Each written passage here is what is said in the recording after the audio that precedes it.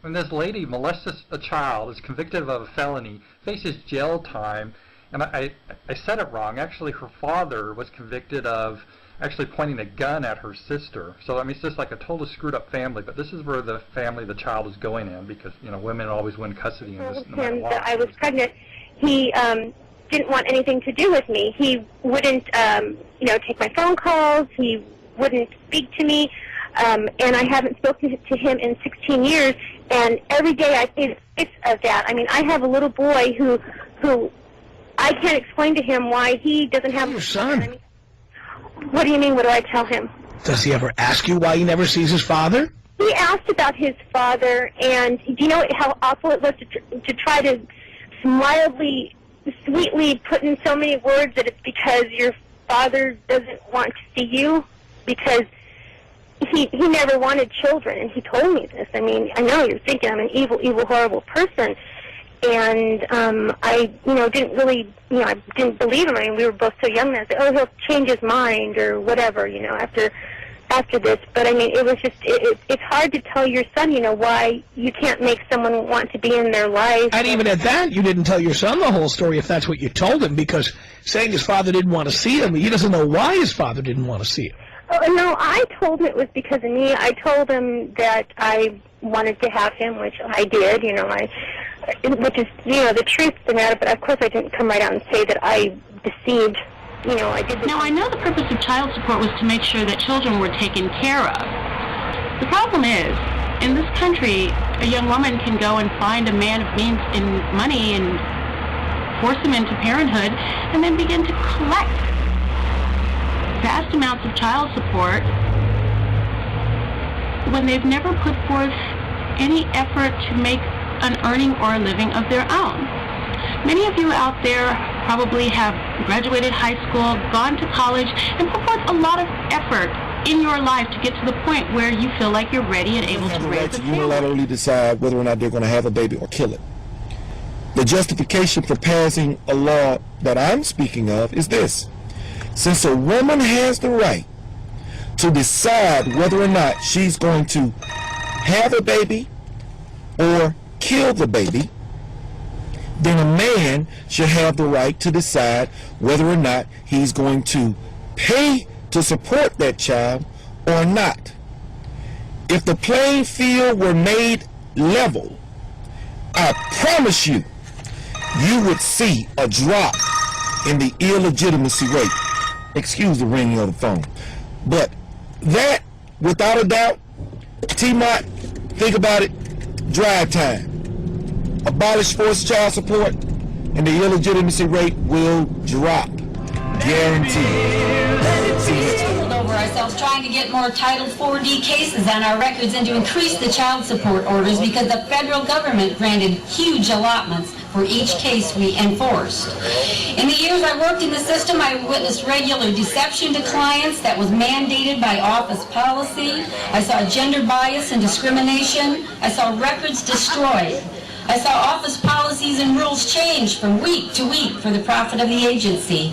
I saw hundreds of pleas for parenting time or enforcement get buried because there is no money in enforcing custody or visitation issues. Increasing the child support money that came into our offices was the goal for each of us. We were rated according to how much money we brought in. Court hearings, warrant issue. We wrote the orders and then we judged our efforts. My director proudly told me that the Child Support Enforcement Agency was the darling of the circuit court and that we actually made money for the judge and the court, unlike the sheriff's department and so many other county agencies.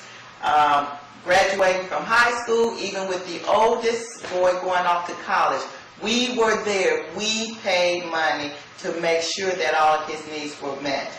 Well, we were informed in March of this year that his ex-wife has now went back and filed back child support.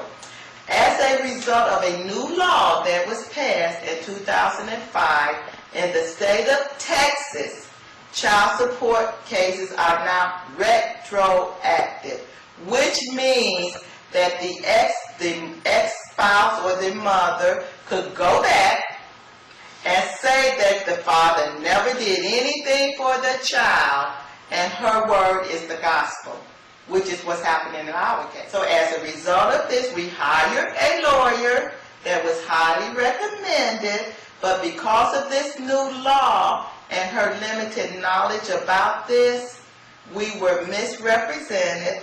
Papers were signed saying that we agreed to pay some ridiculous $125,000 plus legal fees and everything. As a result of this, our lives have been turned upside down. There has been liens placed on our home. Our bank accounts have been frozen. Now they're in the process of trying to seize our property.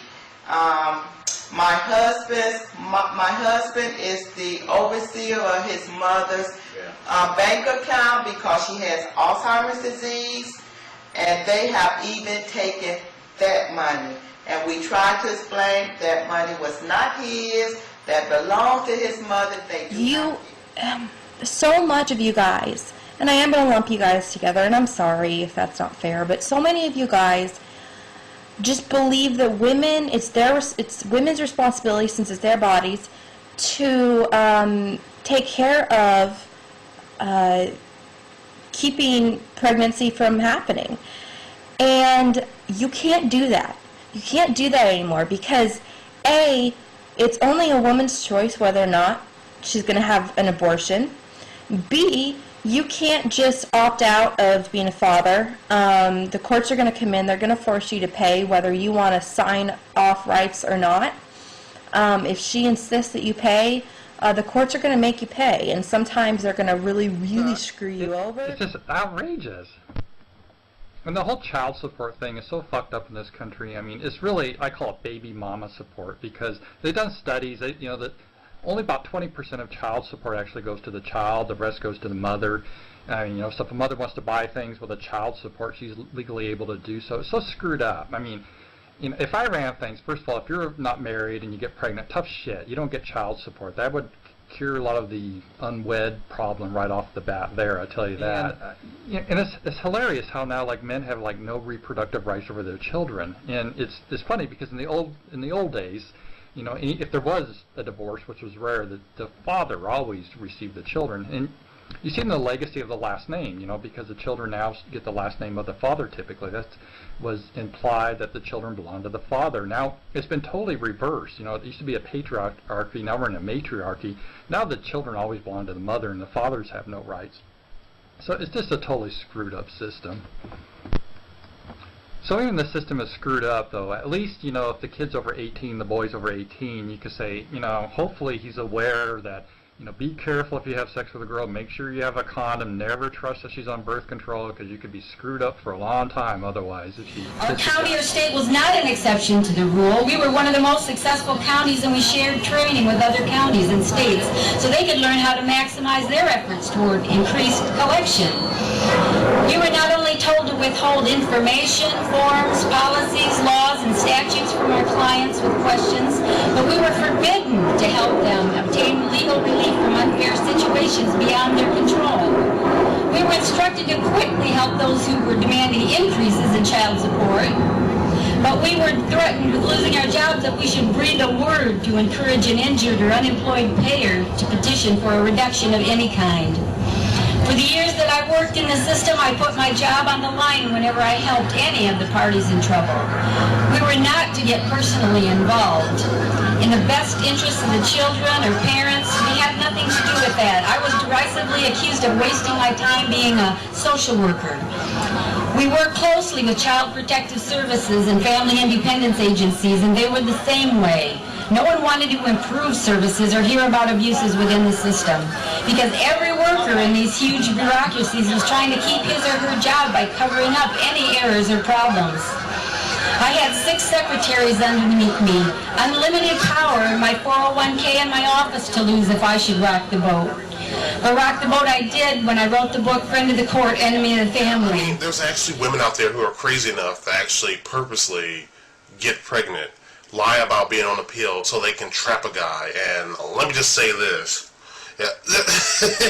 Unless the guy has a whole lot of money, I wouldn't really be relying on